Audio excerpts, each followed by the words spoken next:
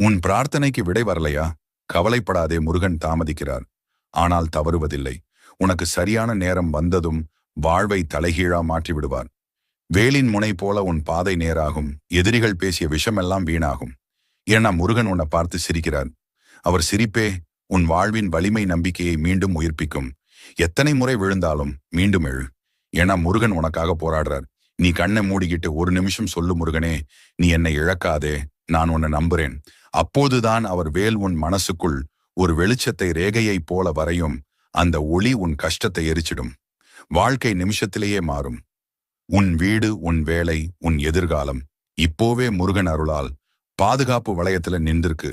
யாராவது உன்னை கைவிட்டாலும் முருகன் உன்னை ஒருபோதும் கைவிட மாட்டார். நீ நடந்த பாதையை அவர் ஒளிச்சுடரால் வெளிச்சம் பார்க்க வைப்பார்.